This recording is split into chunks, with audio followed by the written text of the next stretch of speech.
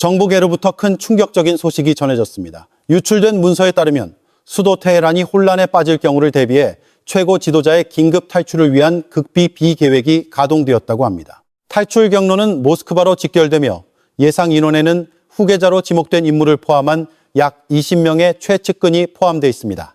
더욱 주목할 만한 점은 이들이 수년간 중국형 펀드와 유령 회사 네트워크를 통해 비밀리에 축적한 950억 달러의 자산을 함께 가져간다는 것입니다. 국가를 위해 목숨을 바칠 준비가 된 지도자의 이미지는 이제 완전히 무너졌습니다. 위기가 통제 불능 상태를 넘어서면 이란은 최고 권력의 상징마저 잃을 수 있다는 냉혹한 진실이 드러난 것입니다. 이러한 상황 속에서 이란 이슬람 혁명 수비대는 마지막 보루가 되었습니다. 하지만 이 요새가 과연 굳건히 버틸 것인지 아니면 자국민의 분노의 파도에 휩쓸려 무너질 것인지에 대한 큰 의문이 남아 있습니다. 최고 권력의 상징이었던 아야톨라 알리 하메네이는 이제 몰락하는 제국에서 탈출하려는 부패한 재벌과 다를 바 없어 보입니다. 모든 시선이 내부 상황에 쏠려 있는 동안 바다, 특히 전 세계 석유의 핵심 길목인 호르무즈 해협에서 이란 정권은 극도의 불안감을 드러내고 있습니다. 매일 전 세계 석유의 약 20%가 통과하는 이곳에서 이란의 중기관총으로 무장한 순찰선이 미국과 연계된 유조선에 무모하게 접근했습니다. 무선을 통해 그들은 유조선에 정선하여 검문을 받을 것을 명령했습니다. 그러나 상황은 순식간에 역전되었습니다. 명령에 따르는 대신 유조선 선장은 속도를 높여 앞으로 돌진했습니다. 그리고 바로 그 순간 미군 군함 한 척이 가까운 거리에서 나타나 이 유조선을 호위하기 시작했습니다. 즉시 으르렁대며 위협하던 모든 이란 순찰선들은 아무런 조건 없이 철수했으며 단 한 발의 총성도 울리지 않았습니다. 그러나 메시지는 분명했습니다. 이란은 미국과 직접적으로 대결할 용기가 없다는 것, 특히 도널드 트럼프 대통령이 이 지역의 군함을 추가 증강하겠다고 막 선언한 시점에서는 더욱 그렇습니다. 더욱 주목할 만한 점은 전략적 수준의 억지력을 갖춘 것으로 알려진 또 다른 강력한 함대가 조용히 이란을 향해 접근하고 있다는 것입니다. 상황은 시시각각으로 뜨거워지고 있습니다. 이란이 양보할지는 아직 불분명하지만 나라를 지키고 싶었다면 처음부터 합의에 도달했어야 했습니다. 이제 미국은 더 이상 말로만 하지 않습니다. 이번에 배치된 함대는 어떤 적에게든 진정한 악몽입니다. 그 중심에는 65대 이상의 항공기와 약 6천 명의 정예 병력을 탑재한 핵추진 항공모함 USS 에이브라햄 링컨이 있습니다. 이 항공모함은 혼자가 아닙니다. 유도미사일 구축함, 공격 순양함, 그리고 엄청난 파괴력을 지닌 토마호크 미사일을 탑재한 잠수함으로 구성된 호위 전단이 함께합니다. 여기에 보급 및 군수 지원함들도 따릅니다. 언제든지 정밀 타격을 개시할 준비가 된 진영입니다. 그리고 최근 한계가 넘어섰음을 보여주는 징후가 나타났습니다. 이란의 무인기 한 대가 아라비아해에서 미 해군 항공모함에 무모하게 접근했습니다. 그 결과는 미군 전투기에 의해 즉시 격추되는 것이었습니다. 미 중부사령부의 확인에 따르면 이 단호한 조치는 미군이 어떤 위협도 자국 군함에 접근하는 것을 용납하지 않겠다는 냉정한 메시지였습니다. 이것이 바로 현재 상황에 대한 명확한 그림입니다. 위협이 구체적인 행동, 즉 한 발 한 발의 총알과 하나하나의 목표물로 응수받고 있는 현실입니다. 이란 정권은 한때 전 세계 에너지의 생명선인 호르무즈 해협을 봉쇄하겠다고 큰 소리치며 위협했습니다. 그들은 보복을 경고하고 미군 함정을 격침시키고 서방이 대가를 치르게 하겠다고 위협했습니다. 그러나 군사적 현실이 눈앞에 드러나자 모든 것이 순식간에 변했습니다. B-52 전략폭격기들이 이란 인근 기지에 배치되었습니다.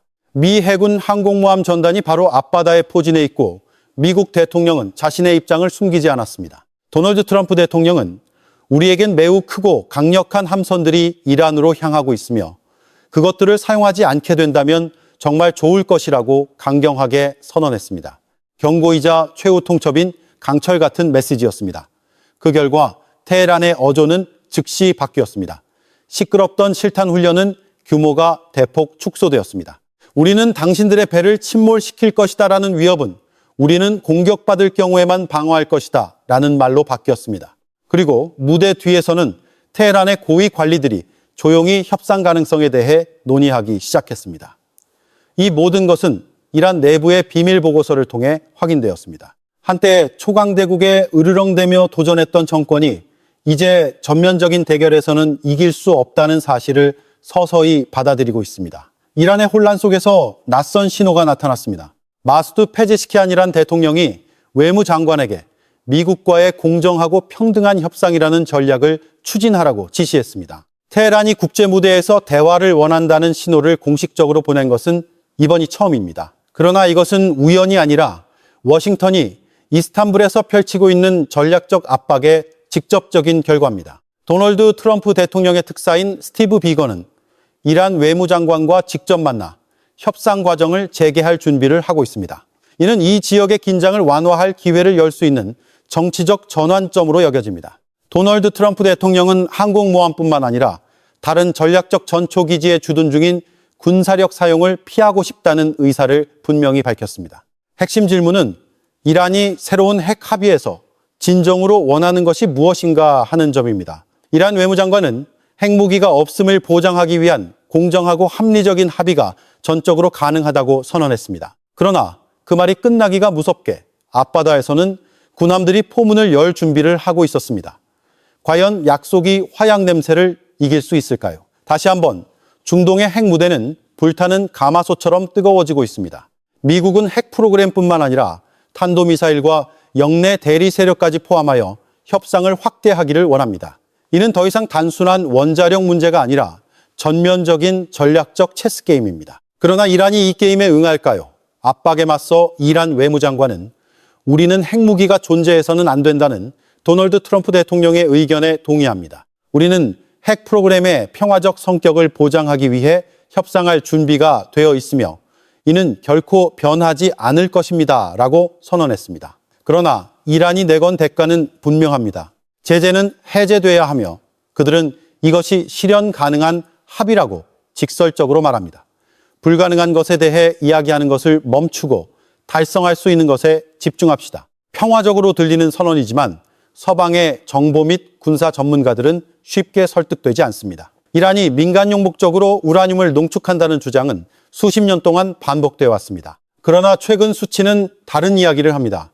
발전소용 우라늄은 3~5% 수준의 농축이면 충분합니다. 하지만 이란은 지난해 6월 공습 이전까지 농축 수준을 60%까지 끌어올렸습니다. 핵무기 제조에 필요한 90% 수준까지는 이제 아주 작은 한 걸음만 남았을 뿐입니다. 분석가들은 이를 선택지 구축이라고 부릅니다. 이란은 단순히 발전소를 짓는 것이 아니라 원하기만 하면 정치적 결정 한 번으로 핵보유국의 세계로 들어설 수 있는 문을 만들고 있는 것입니다. 그러나 최근의 전개는 많은 사람들을 숨죽이게 만듭니다. 미국과 이란 관리들의 폭로에 따르면 알리 라리자니란 최고 국가안보회 사무총장이 최고 지도자 알리 하메네이의 직접적인 메시지를 가지고 모스크바에서 블라디미르 푸틴 대통령을 만났다고 합니다. 메시지의 내용은 이란이 2015년 합의 때처럼 60% 농축 우라늄 재고를 러시아로 이전할 준비가 되어 있다는 것이었습니다. 과연 테헤란이 마지막 전략적 카드를 던지는 것일까요? 아니면 원자로를 재가동하기 전에 시간을 벌고 국제 여론을 달래기 위한 또 다른 고도의 술수일까요? 그 답은 여전히 외교와 군함의 포연 속에서 탐색되고 있습니다. 만약 이란이 제안하는 것들이 익숙하게 들린다면 맞습니다. 본질적으로 이것은 2015년 핵 합의, 즉 포괄적 공동행동계획 JCPOA의 부활 버전입니다. 그러나 논란의 대상이었던 바로 그 합의가 서방 군사 전문가들을 경계하게 만드는 흠집입니다. 당시 유엔 사찰단은 이란의 핵시설에 접근할 수 있었습니다. 하지만 의문이 제기되고 불시 사찰을 요구할 때마다 이란은 30일에서 60일까지 시간을 끌며 지연시켰습니다. 그 시간 동안 원자로에 굳게 닫힌 문 뒤에서 무슨 일이 일어났는지 누가 확인할 수 있었을까요? 한도를 넘어 우라늄을 농축하면서 사찰 준비를 위해 2달의 시간을 더 달라고 한다면 평화적이라는 해명은 변명에 불과합니다. 하지만 이번에 이란은 완전히 새로운 제안을 내놓았습니다. 국내에서의 우라늄 농축을 포기하겠다는 것입니다. 직접 수행하는 대신 다른 국가 그룹이 농축 과정을 담당하고 이후 이란의 원자로에 직접 연료를 공급하는 것을 받아들이겠다는 것입니다. 만약 이것이 실제로 실행된다면 테헤란이 비밀리에 우라늄을 무기급으로 격상시킬 가능성을 제거하는 획기적인 양보가 될 것입니다. 하지만 미국은 단지 핵 프로그램만을 겨냥하는 것 같지는 않습니다. 러시아 외무장관에 따르면 워싱턴의 요구는 이란에게 핵뿐만 아니라 군사력, 탄도미사일, 전략적 자율권까지 포기하라는 전면적인 최후 통첩과 다름없습니다. 이란 이슬람 혁명 수비대와 연계된 한 언론사는 심지어 도널드 트럼프 대통령이 협상이 아니라 항복을 강요하고 있다고 비난했습니다. 이란 국영 언론이 편향될 수는 있지만 워싱턴이 극도로 엄격한 조건을 내걸고 있다는 점은 부인할 수 없습니다. 미국은 이란이 현재 보유한 모든 탄도미사일 재고를 폐기하기를 원하며 이는 테헤란이 최후의 방어 수단으로 여기는 것입니다. 이란 외무장관은 우리는 핵 프로그램의 평화적 성격에 대한 신뢰를 구축할 수 있지만 탄도미사일은 국가의 방패이며 협상 대상이 될 수 없다고 강력히 주장했습니다. 문제는 이것이 새로운 형태의 JCPOA를 복원할 진정한 기회인가 아니면 양측이 이미 협상 테이블에 함께 앉을 수 없다고 판단한 상황에서 시간을 벌기 위한 도박인가 하는 점입니다. 왜 이란은 탄도미사일 프로그램을 협상 테이블에 올리는 것을 단호히 거부하는가? 그 답은 외교 문서가 아닌 전장에 있습니다. 지난해 6월 12일간의 전쟁에서 이란의 방공 시스템은 붕괴되었습니다. 이스라엘의 항공기와 미사일이 영공을 찢어놓았고 핵심 핵시설은 완전히 파괴되었습니다. 테헤란은 현대적인 방어 능력을 거의 상실했습니다.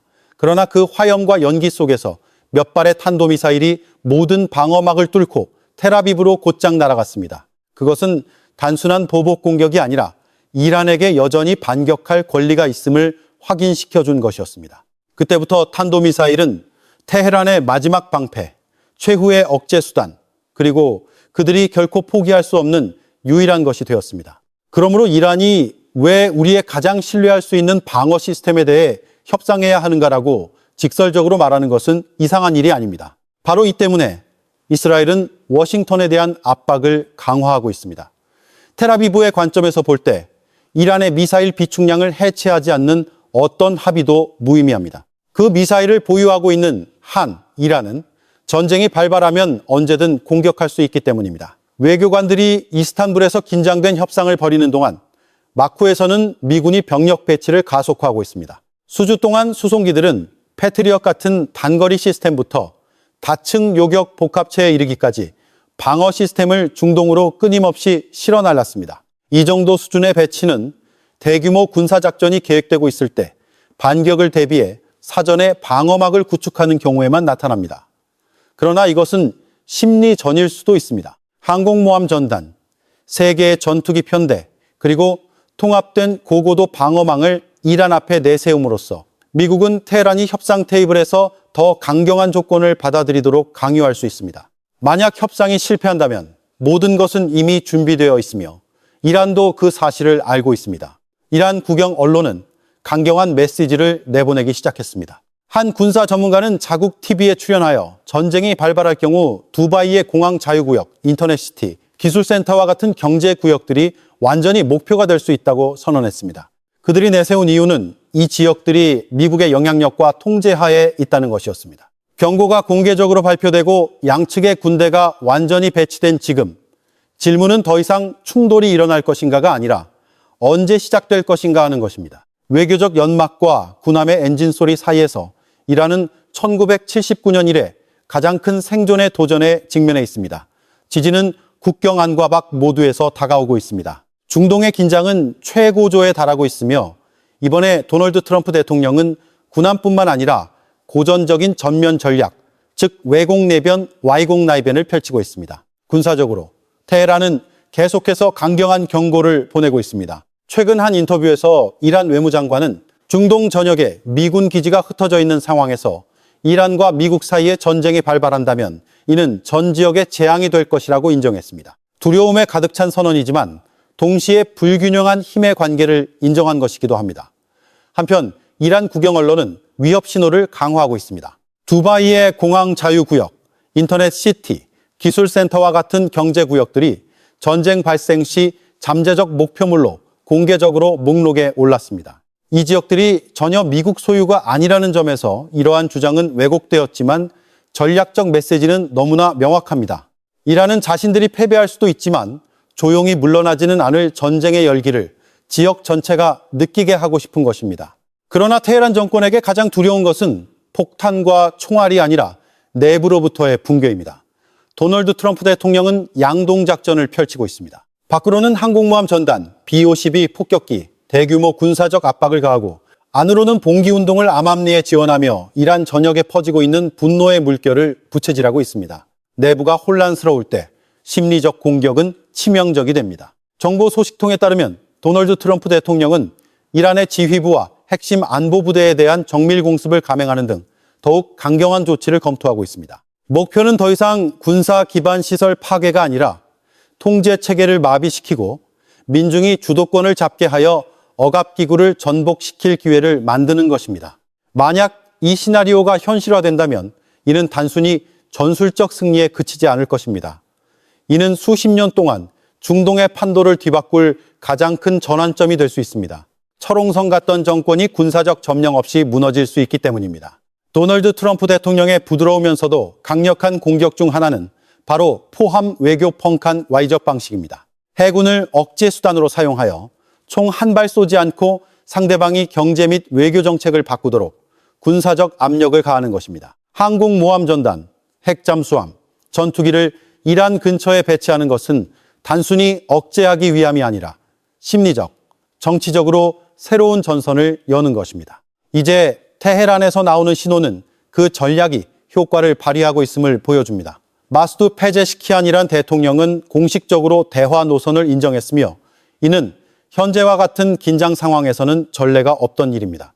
이러한 움직임은 외교 정책의 변화를 반영할 뿐만 아니라 페제시키안 대통령이 과거 미국과의 어떤 협상 노력도 극렬히 반대했던 최고 지도자 아야톨라 알리 하메네이의 지지를 받았다는 명백한 증거이기도 합니다. 이 변화는 워싱턴이 추구하는 안팎으로 옥죄는 전략이 이란의 권력 체계에 균열을 일으키기 시작했음을 보여주는 증거이며 이는 백악관의 장기적인 체스 게임에서 이제 겨우 시작에 불과합니다. 이란 내부에서 압박은 더 이상 주로 외부에서 오는 것이 아니라 정권의 심장부에서부터 쌓이고 있습니다. 내부 불안정은 수십 년간 구축된 권력 구조를 서서히 베어내는 칼날이 되고 있습니다. 국영 언론은 모순에 빠졌습니다.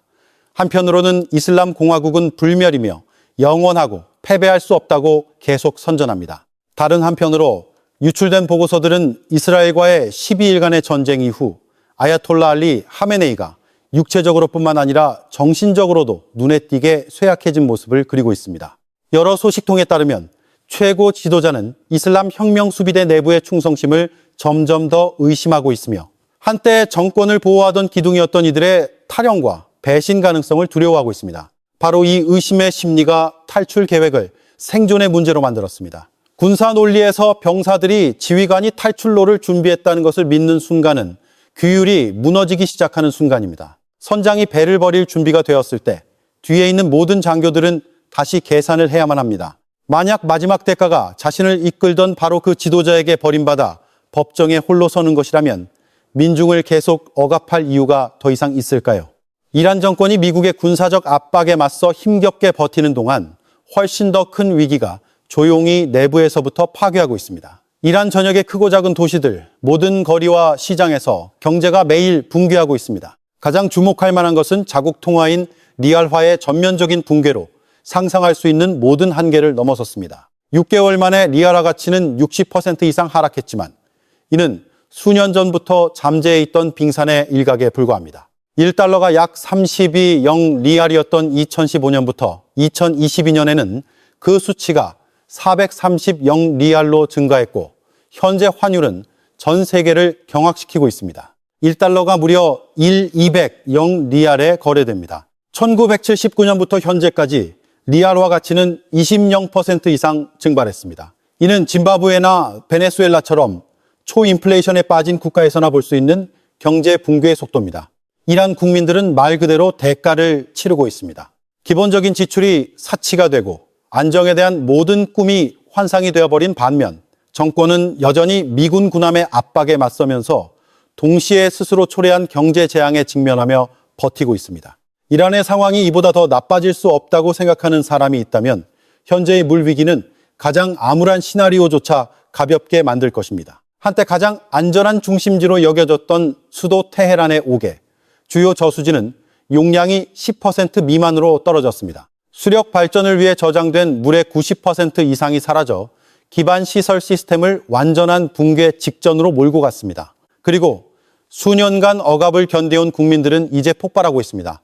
20개 이상의 주에서 시위가 동시다발적으로 일어났습니다. 소셜미디어에 퍼진 영상들은 대규모 보안군 진압, 불타는 거리, 치솟는 연기, 그리고 수천 명의 체포된 사람들을 보여줍니다. 그러나 어둠 속에서도 사람들은 계속해서 싸우고 있습니다. 지붕 위에서는 밤의 어둠 속에서 반대 구호가 울려 퍼집니다.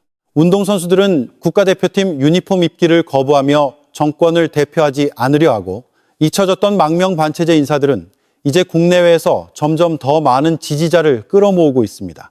이것이 이란 국민들의 역사상 가장 큰 시위로 알려진 사건에서 일어난 일들입니다. 이슬람공화국 정권은 정치, 경제, 환경, 그리고 민심 등 여러 방향에서 균열이 생기고 있습니다. 그리고 이번 물 위기는 말 그대로나 비유적으로나 잔을 넘치게 한 마지막 한 방울입니다. 나라가 위기에 빠진 가운데 이란 정권은 익숙한 도구인 공포 조장으로 권력을 유지하려 애쓰고 있습니다. 그러나 어둠 속에서 고위 관리들은 모든 것이 통제 불능이 될 경우를 대비해 해외로 돈을 빼돌리고 탈출로를 그리고 있습니다.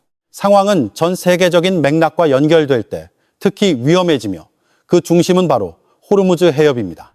이곳은 세계에서 가장 전략적인 수송로 중 하나로, 어떤 곳은 폭이 불과 몇 킬로미터에 불과하지만 전 세계 석유의 5분의 1과 걸프 국가들의 수출 액화 천연가스 대부분을 운송하는 경로입니다. 이곳에서의 어떤 불안정도, 이란에만 영향을 미치는 것이 아니라 유럽의 에너지 안보, 아시아의 공급망, 그리고 전 세계 유가에 위협이 됩니다. 그렇기 때문에 이란 순찰선이 미국과 연계된 유조선을 의도적으로 막으려 한 사건은 단순한 해상 사고가 아니라 전략적 시험이었습니다.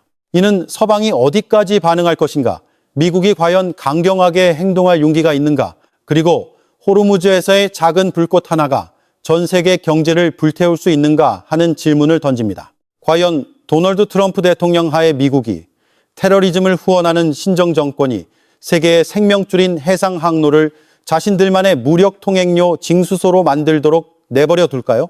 현재 세 가지 현실이 한데 모여 이란을 벼랑 끝으로 몰고 있습니다. 첫째, 테헤란의 이슬람 신정정권은 내부에서부터 썩어가고 있으며 자국민에게 거부당하고 경제는 붕괴하고 사회적 저항은 확산되고 있습니다. 둘째, 최고 지도자 아야톨라 알리 하메네이는 안보기구에 대한 신뢰가 무너지기 시작하고 군 통제 능력이 약화되면서 비밀리에 탈출 계획을 준비하고 있는 것으로 알려졌습니다. 셋째, 도널드 트럼프 대통령은 명확한 최후 통첩을 보냈습니다. 만약 테헤란이 시위대를 계속 탄압하고 전 세계 에너지 수송로를 위협한다면 그 결과는 매우 심각할 것이라고 말입니다. 이 모든 것은 미 공군과 해군이 필요하다면 발포할 준비를 마치고 위치에 근접해 있는 가운데 일어나고 있습니다. 상황은 이미 외교의 범위를 넘어섰습니다.